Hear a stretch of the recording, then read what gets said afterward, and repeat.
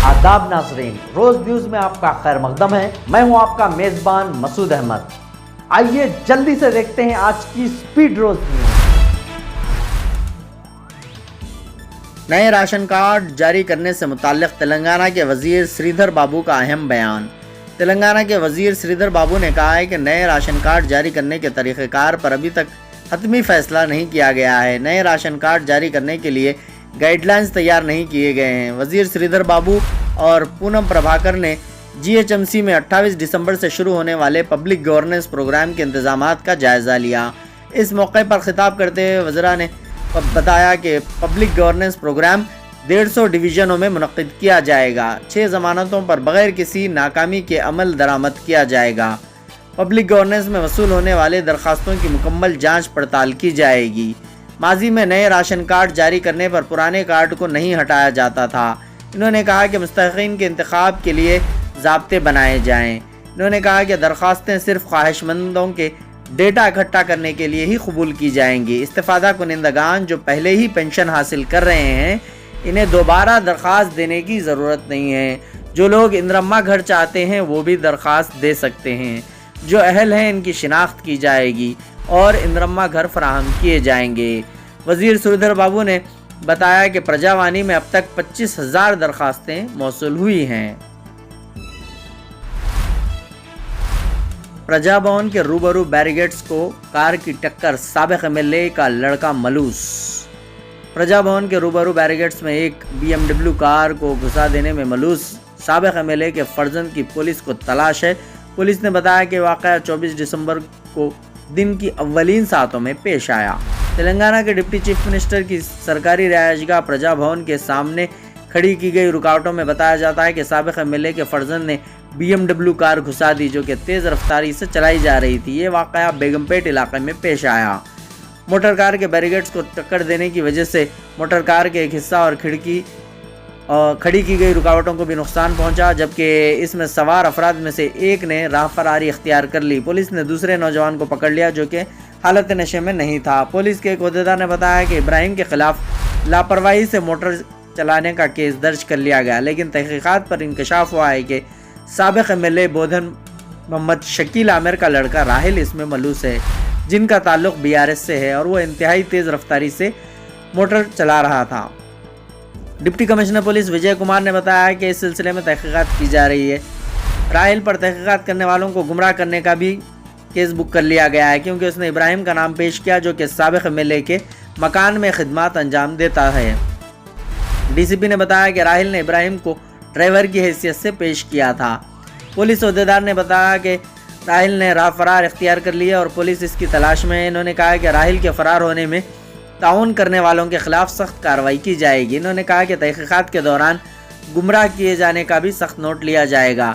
शकील आमिर के फर्जंद के ताल्लुक से बताया जाता है कि SUV की टक्कर की वजह से 2 माह के बच्चे की मौत हो गई थी और 4 अफराद जख्मी भी हुए थे। इस मोटर कार में वो मौजूद थे। यह हादसा गुज़िश्ता साल मार्च में जुबलीस में भी पेश आया था।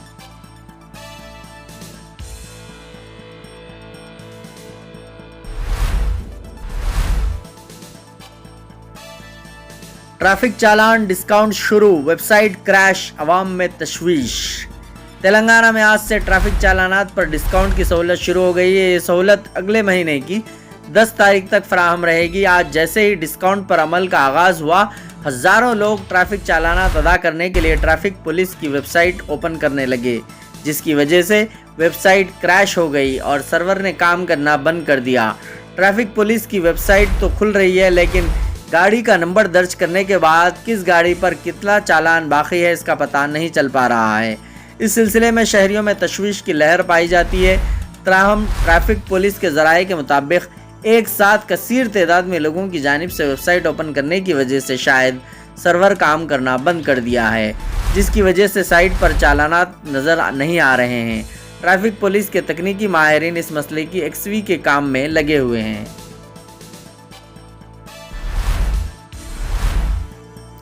कोरोना से किसी भी मरीज़ की मौत नहीं हुई, उस्मानिया हॉस्पिटल सुपरिटेंडेंट का बयान। उस्मानिया जनरल हॉस्पिटल के सुपरिटेंडेंट नागेंद्र ने हॉस्पिटल में किसी भी मरीज के कोविड से फौत होने की इत्तलात की तरदीद की। इन्होंने बताया कि दूध बोली से ताल्लुक़ रखने वाले एक शख्स को खराबी सेहत की वजह से इलाज के लिए हॉस्पिटल से रुजू करवाया गया था, जहां इलाज के दौरान इस शख्स की मौत हो गई। यह शख्स कोरोना से मुतासिर था, लेकिन मौत की वजह कोरोना नहीं है। इन्होंने बताया कि इस वक्त हॉस्पिटल में 3 मरीज आइसोलेशन वार्ड में शरीक हैं जो कोविड से मुतासिर हैं और इन तमाम की सेहत मुस्तहकम है।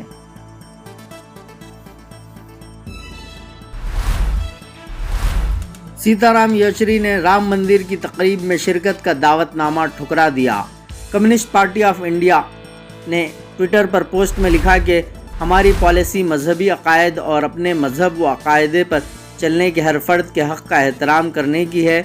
मजहब ज़ाती पसंद का मामला है जिसे सियासी फ़ायदे के आलयकार में तब्दील नहीं किया जाना चाहिए। हिंदू मजहब एक धोखा है, स्वामी प्रसाद मौर्य के रिमार्क्स पर तनाज़ा।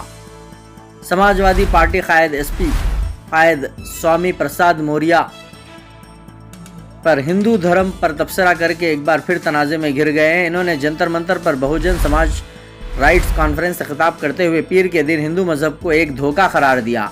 इन्होंने कहा कि हिंदू मजहब एक धोखा है। आरएसएस सरबराह मोहन भागवत 2 मरतबा कह चुके हैं कि हिंदू मत नाम का कोई धर्म नहीं है, बल्कि ये तर्ज ज़िंदगी है। वज़ीर आज़म नरेंद्र मोदी भी कह चुके हैं कि हिंदू मजहब नाम की कोई चीज़ नहीं है। स्वामी प्रसाद मौर्य ने कहा है कि मोहन भागवत और मोदी जैसे लोग जब ऐसे बयानात देते हैं तो जज्बात को ठेस नहीं पहुंचती, लेकिन स्वामी प्रसाद मौर्य जब ये बात कहता है तो बेचैनी फैल जाती है।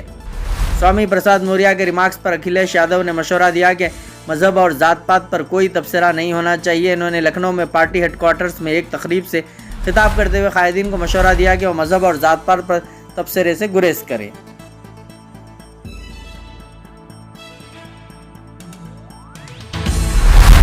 आज की स्पीड रोज न्यूज में बस इतना ही। मिलते हैं अगली न्यूज में।